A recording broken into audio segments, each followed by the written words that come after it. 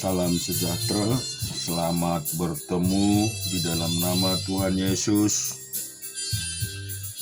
Kiranya hari ini jauh lebih baik daripada hari kemarin.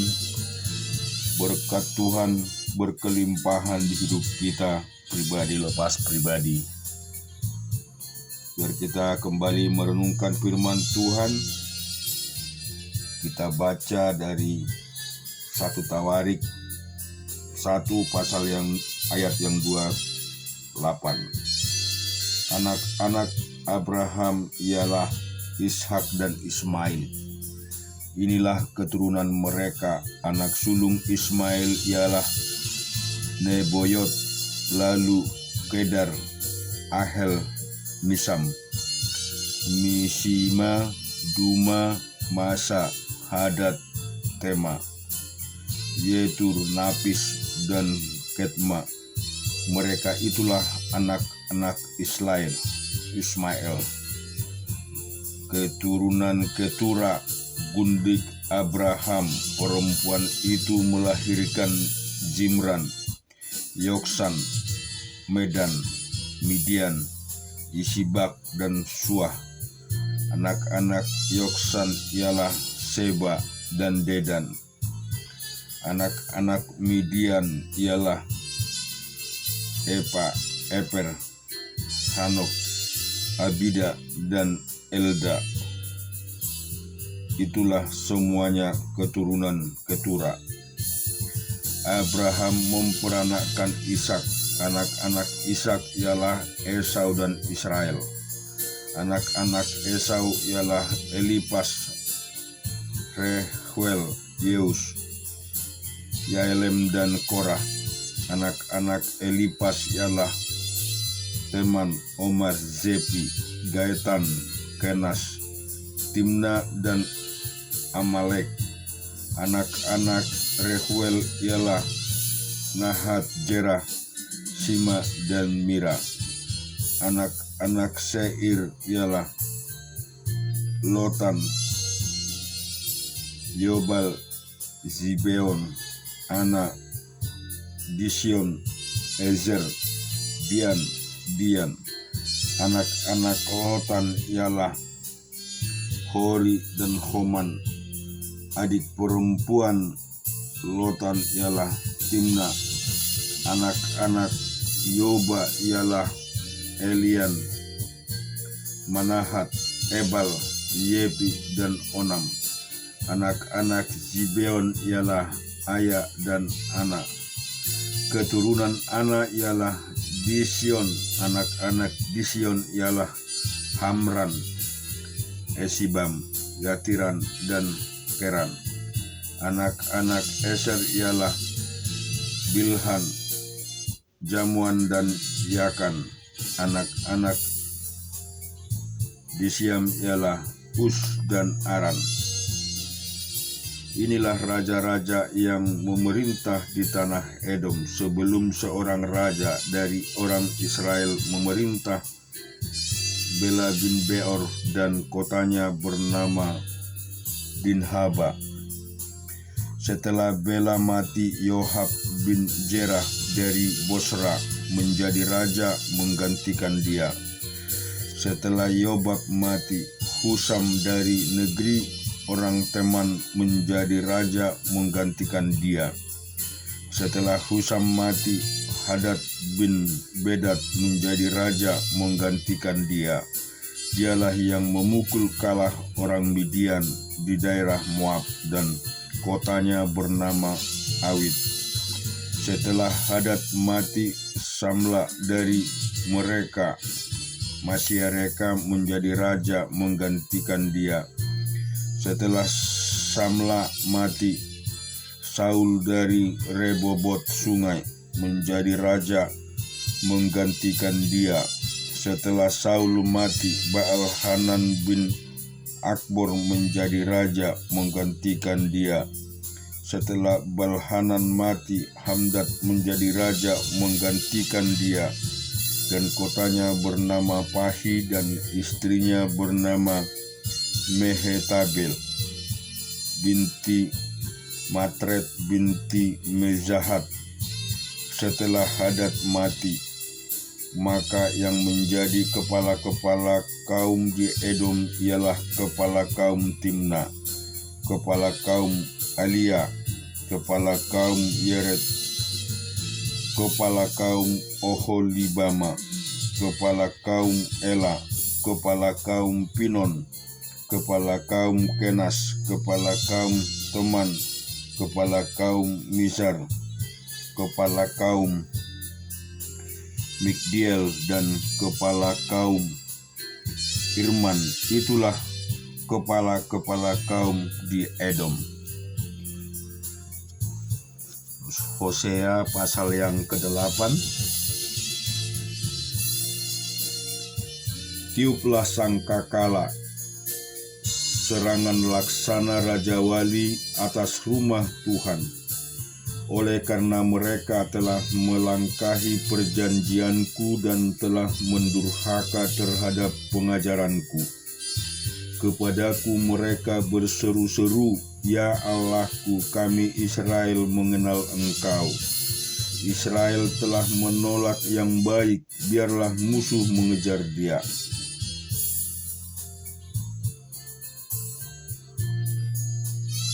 Kita baca di Hosea pasal yang ke-9. Jangan bersukacita hai Israel, janganlah bersorak-sorak seperti bangsa-bangsa, sebab engkau telah berjinah dengan meninggalkan Allahmu. Engkau telah mencintai upah sundal di segala tempat pengirikan gandum, tempat pengiripan gandum dan tempat pemerasan anggur. Tidak akan memberi mereka makan, dan anggur akan mengecewakan mereka. Mereka tidak akan tetap diam di tanah Tuhan. Tetapi Efraim harus kembali ke Mesir dan Asyur. Mereka akan memakan makanan najis. Mereka tidak akan mempersembahkan korban curahan anggur kepada Tuhan, dan korban-korban sembelihan mereka tidak akan menyenangkan hatinya. Roti mereka adalah seperti roti perkabungan. Semua orang yang memakannya akan menjadi najis, sebab roti mereka adalah untuk dirinya sendiri, tidak boleh dibawa ke dalam rumah Tuhan. Apakah yang hendak kamu perbuat pada waktu pertemuan raya dan pada waktu hari raya Tuhan? Sebab walaupun mereka menggelakkan diri dari musnahan, Mesir akan mengumpulkan mereka, Memphis akan menguburkan mereka, rumput akan menutupi barang-barang perak mereka yang berharga. Onak akan tumbuh dalam kemah-kemah mereka. Sudah datang hari-hari penghukuman, sudah datang hari-hari pembalasan. Israel akan mengalaminya. Nabi dan seorang padir orang yang penuh roh adalah orang gila. Oleh karena besarnya kesalahanmu dan besarnya permusuhan, Efraim umat Allahku sedang mengintai nabi. Jerat menangkap burung dan sepanjang jalannya permusuhan ada di rumah Allahnya. Busuk sangat perbuatan mereka, seperti pada hari-hari Gibea. Ia akan mengingat kesalahan mereka dan akan menghukum dosa mereka. Seperti buah-buah anggur di padang gurun, aku mendapati Israel dahulu seperti buah sulung sebagai hasil pertama pohon ara. Aku melihat nenek moyangmu, tetapi mereka itu telah pergi kepada Bar-peor dan telah membuktikan diri kepada dewa keaiban, sehingga mereka menjadi kejijikan sama seperti apa yang mereka cintai itu. Kemuliaan Efraim terbang seperti burung, tiada yang melahirkan yang hamil dan yang mengandung. sekalipun mereka membesarkan anak-anaknya. Aku akan membuat mereka bulus sehingga tidak ada manusia lagi. Sesungguhnya celakalah juga mereka pada waktu aku menjauh daripada mereka. Efraim seperti yang aku lihat telah membuat anak-anaknya menjadi binatang pemburuan. Efraim terpaksa menyerahkan anak-anaknya kepada si pembunuh. Berian kepada mereka, ya Tuhan, anak apakah yang hendak kuberi? Berilah kepada mereka kandungan yang mandul dan buah dada yang kering.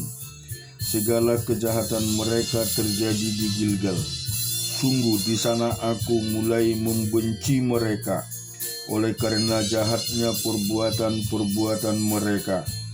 Aku akan menghalau mereka dari rumahku. Aku tidak akan mengasihi mereka lagi. Semuanya pemuka mereka adalah pemberontak. Efraim telah dipukul, akarnya telah menjadi kering. Mereka tidak akan menghasilkan buah, bahkan sekalipun mereka melahirkan anak. Aku akan mematikan buah kandungnya yang berharga.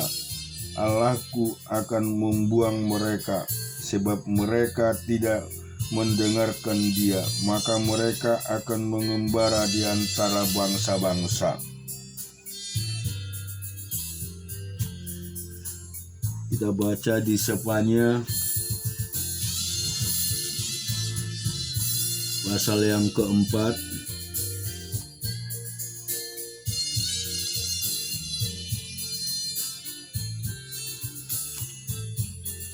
Kita baca di Hagai pasal yang pertama.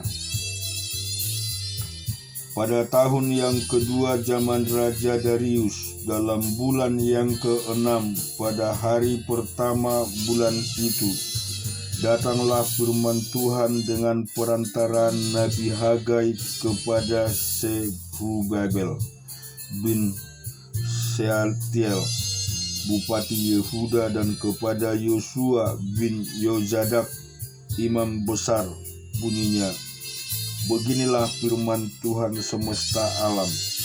Bangsa ini berkata, sekarang belum tiba waktunya untuk membangun kembali rumah Tuhan. Maka datanglah firman Tuhan dengan perantaraan nabi-nabi, bunyinya, apakah sudah tiba waktunya bagi kamu untuk mendiami rumah-rumahmu yang dipapani dengan baik, sedang rumah ini tetap menjadi reruntuhan? Oleh sebab itu beginilah firman Tuhan semesta alam, perhatikanlah keadaanmu. Kamu menabur banyak, tetapi membawa pulang hasil sedikit. Kamu makan, tetapi tidak sampai kenyang. Kamu minum, tetapi tidak sampai puas. Kamu berpakaian, tetapi badanmu tidak sampai panas. Dan orang yang bekerja untuk upah, ia bekerja untuk upah yang ditaruh dalam pundi-pundi yang berlobang.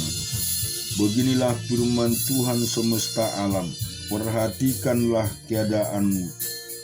Jadi naiklah ke gunung, bawalah kayu dan bangunlah rumah itu, maka aku akan berkenan kepadamu dan akan menyatakan kemuliaanku di situ, firman Tuhan.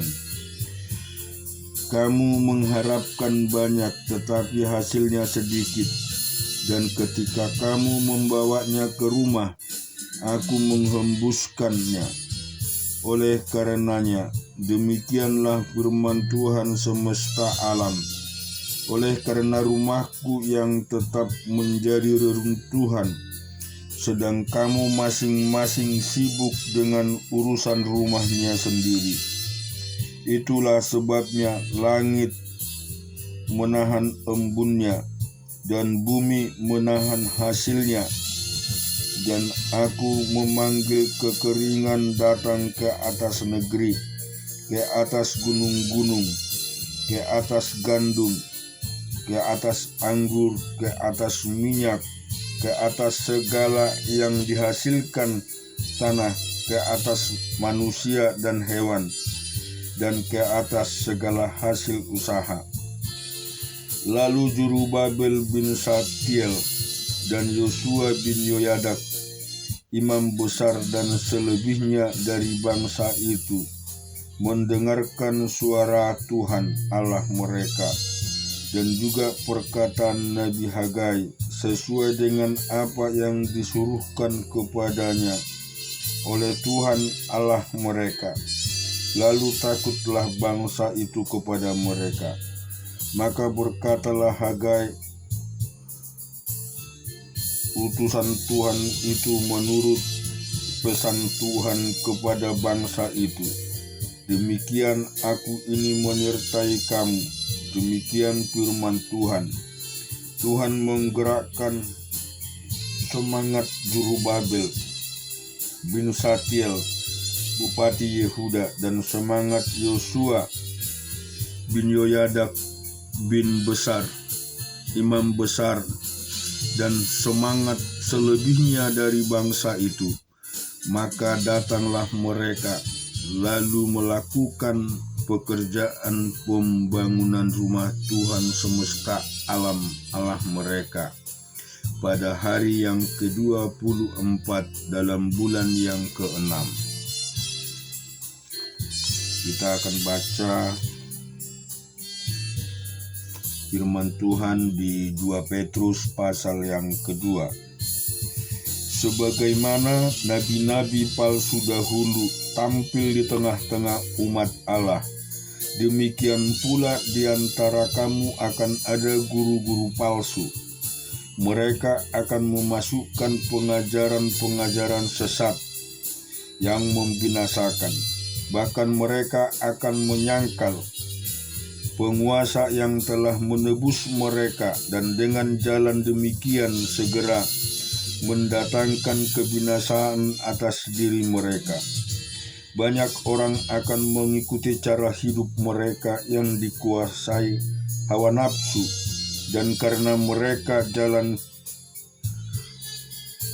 kebenaran akan dihujat.